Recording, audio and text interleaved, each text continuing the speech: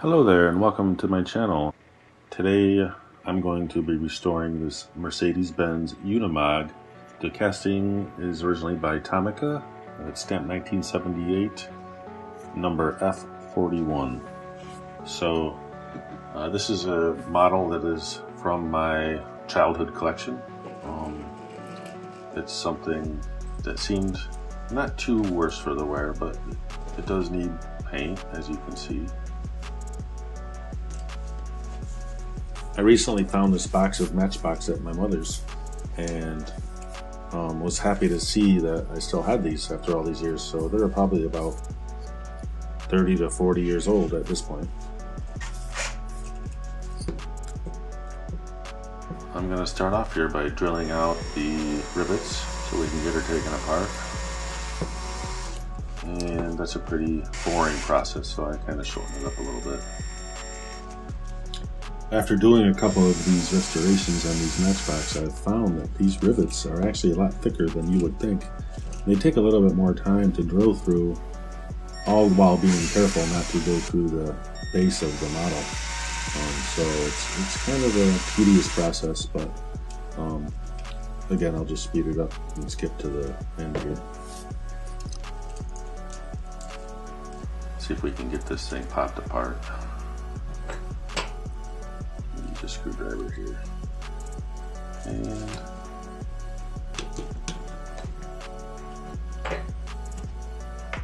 there it goes. Let's see what we have inside here. Oof, it's pretty dirty. It's neat. It had a nice little spare tire that was actually the same as the ones that are on the axles. Hopefully I won't be needing it. I try not to mess with the axles too much unless I have to, unless I'm changing the wheels. I haven't really got into that too much yet. I've experimented a little off camera. So the windshield has a little paint on it.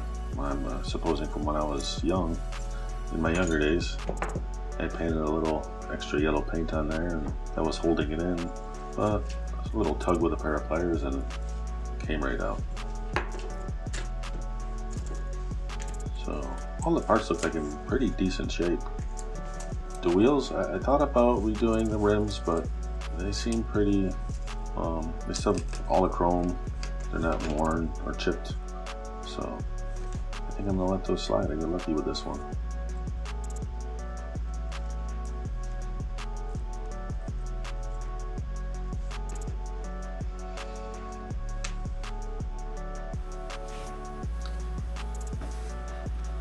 So next thing to do is to clean up the paint that's on the plastic parts. So I have seen on some other YouTube videos to use this awesome cleaner. This isn't the exact one I've seen, but this is what I had. I happen to have it, so I figured I'd give it a shot.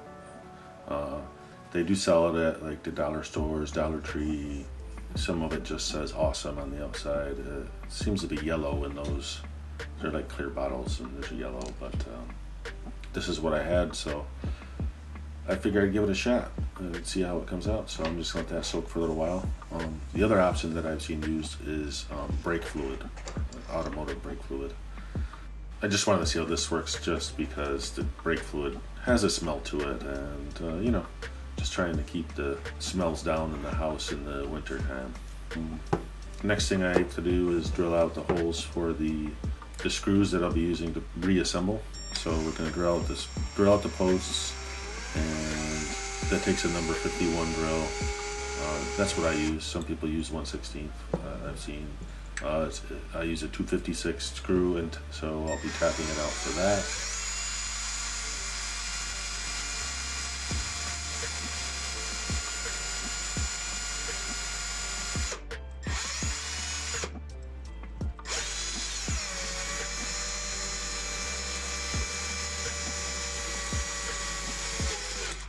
For using the correct size drill, it taps pretty easy.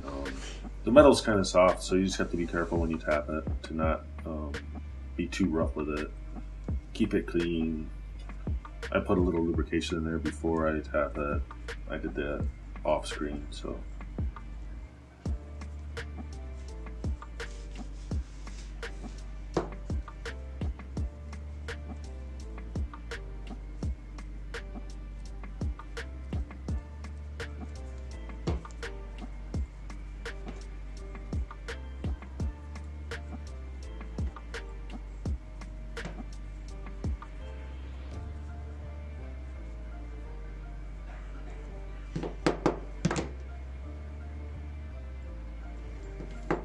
And then I clean my tap always after. You want to keep that pretty clean and sharp. Not that the diecast would dull it too much over time, I'm sure it will.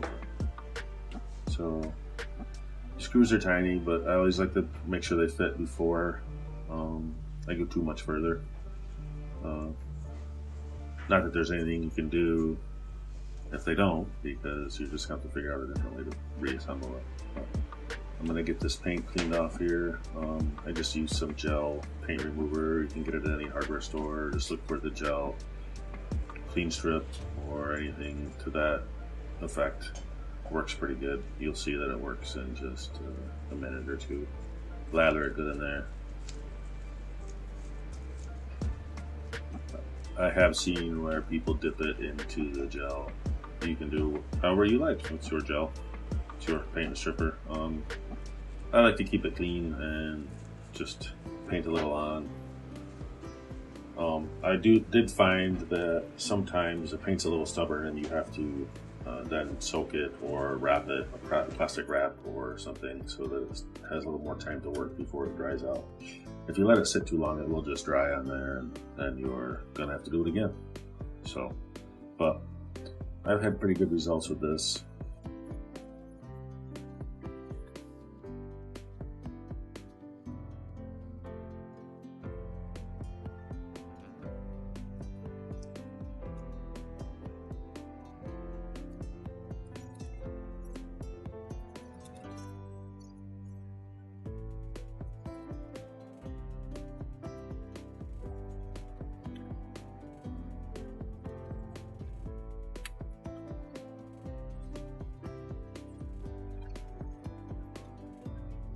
You can see the brush just takes it right off for the most part. There'll be a little left to clean up, but we'll get to that.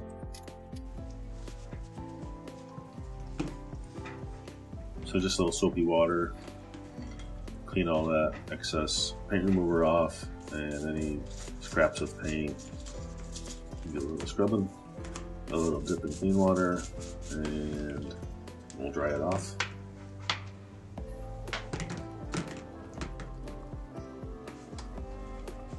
There's a million ways to go on to the next step.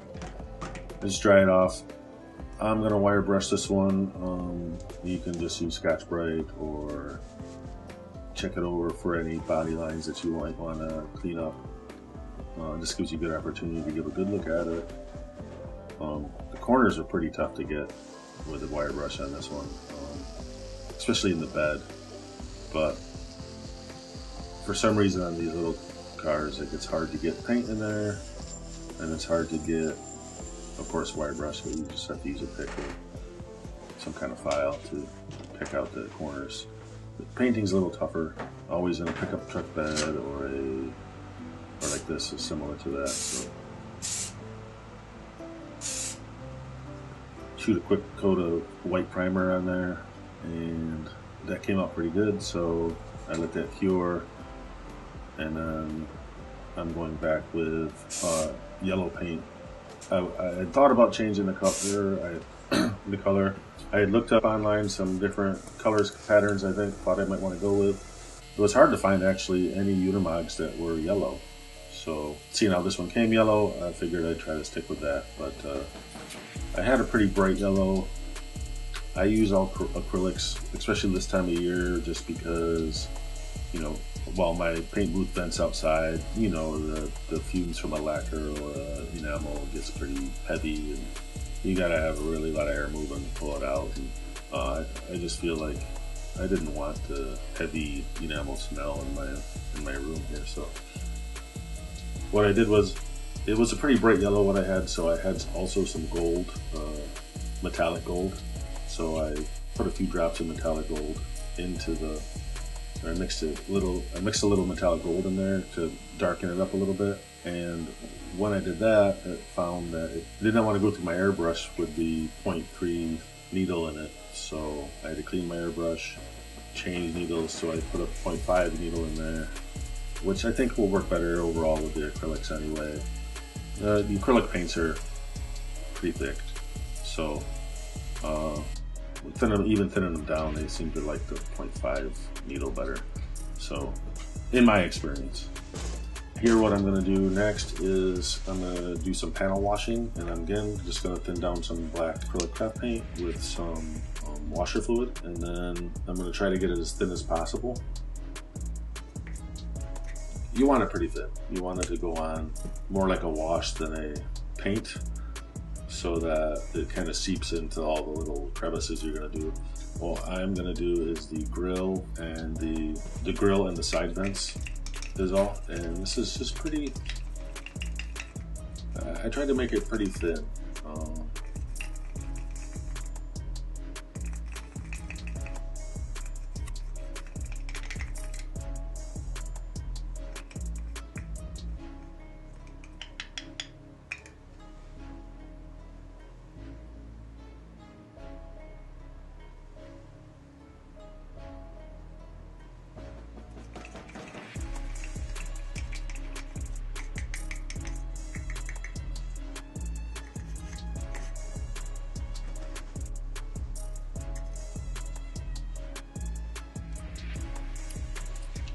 So here I go. Here's my attempt at painting as steady as I can. Trying to be careful as I can, because even though I'm going to wipe most of it off, I didn't really want to wipe all of it, or have a lot to wipe off. So you kind of want to be as careful as possible.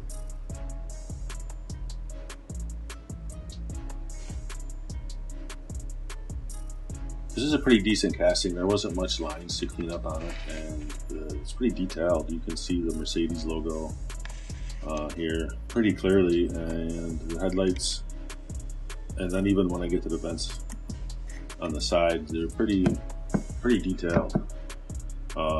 There's some good detailing on the base too, with the there's like a winch in the back, and the bumper has nice lines on it.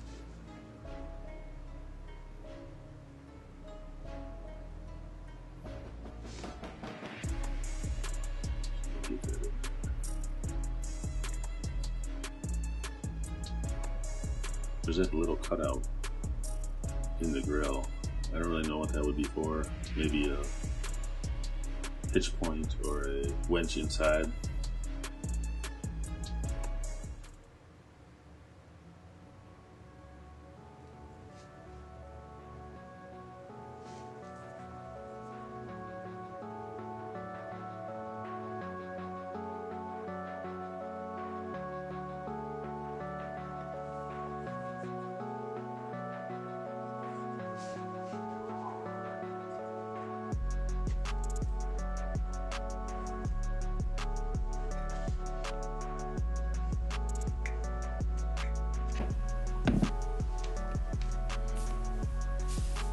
I'm just going to throw some paint in these vents here,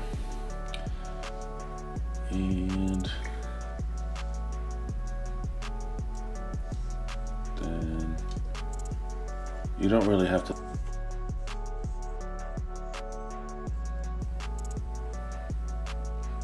just have left here to fill in these vents on the sides, and then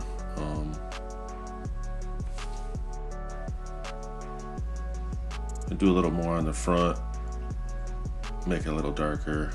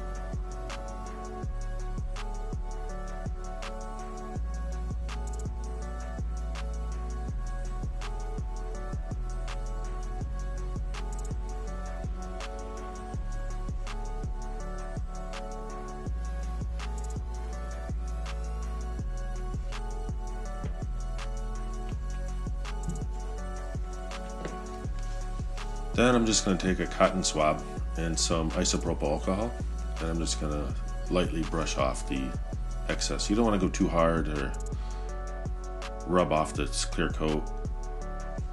I don't know if I had mentioned this, but I did clear coat the yellow to kind of seal it in. Kind of gives you like a save point of your project. The clear coat does, I feel. But as you can see here, it's coming right off, the excess off the body and the edges, and it's kind of just leaving behind the dark areas that you wanted. So I got a little heavy-handed on this passenger side vent, but I got it out of there eventually.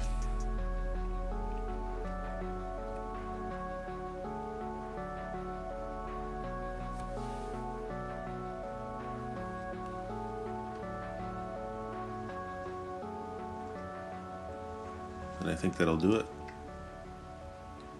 It adds quite a bit of detail to it and really makes it pop.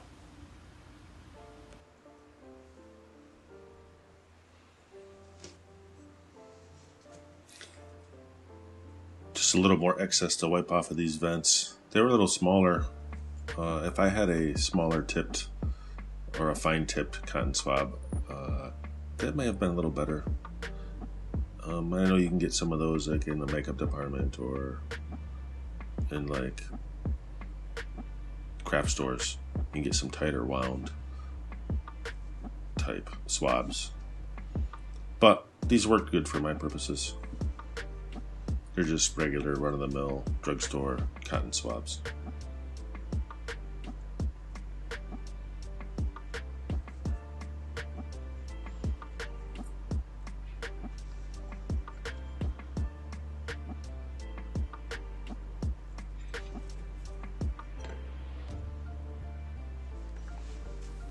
Once I got the panel wash done in the grill and the vents, I'm going to move on to do the tail lights. I'm just going to add a little silver for the reverse lights and the little red for the tail lights. I'm just going to leave the turn signals yellow as they are. I didn't figure it'd be worth that little bit to try to change it to amber.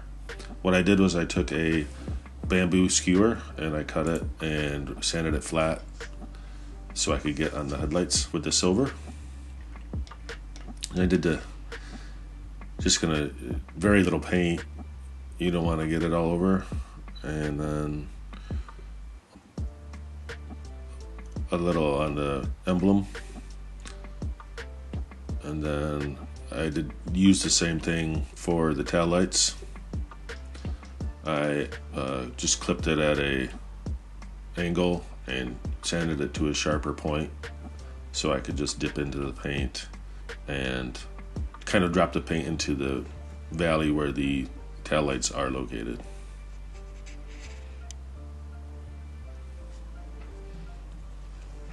I feel these little details just kind of make the model a little bit more unique. I know there's some people out there that think that they should be restored back to what they originally were, but that's not always possible, and it's also not how most cars are restored yet either, especially nowadays. Most people are looking for upgrades and things to be done a little bit better than they were 40, 50 years ago.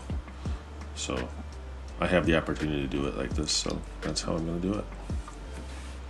So that finishes up the bulk of the work. All that we have left now to do is put her back together. So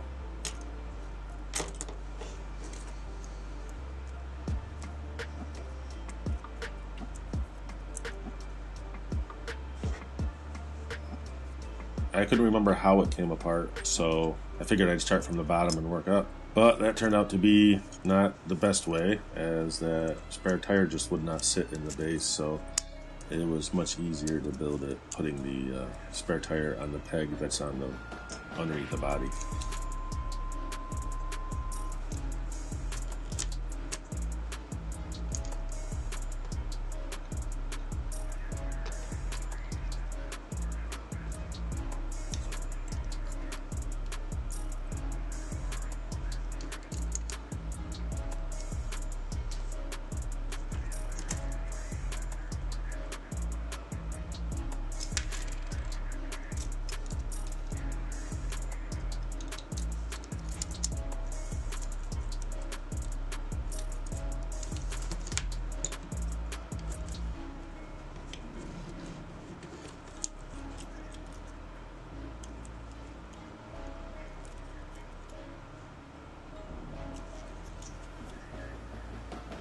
the screws back in, and that'll hold her until it's time to do it again, or as long as it sits on the shelf. Maybe something I consider revisiting, as like I said earlier, I looked up these online and I could not find too many yellow ones. A lot of them were green, some were orange, but I feel like green would have been a good color. But again, I feel like I have always known it as a yellow truck, so that's what I decided to go with ultimately. These screws always give me trouble. I don't know why. I always think I can get them in there with the wrench, but it's much easier to just pop them in there with my fingers. Really appreciate you guys hanging out with me and watching this whole process. It's pretty much finished up now. If you made it this far, give me a like and a subscribe. I'd really appreciate it. I'd like to know that it's worth keep doing them. And those likes and those subscribes, hey, those will give me a little motivation to keep going. So I enjoy it either way. So starting out with, pretty rough little vehicle. It was missing quite a bit of paint, and it also had some extra paint. But we took care of all that, and I think overall I'm pretty happy with what it turned out to be. It looks like on video a little bit brighter yellow, but I think maybe my lights were just a little different on the second shot. But anyway, thanks for watching. I appreciate it. Take care now.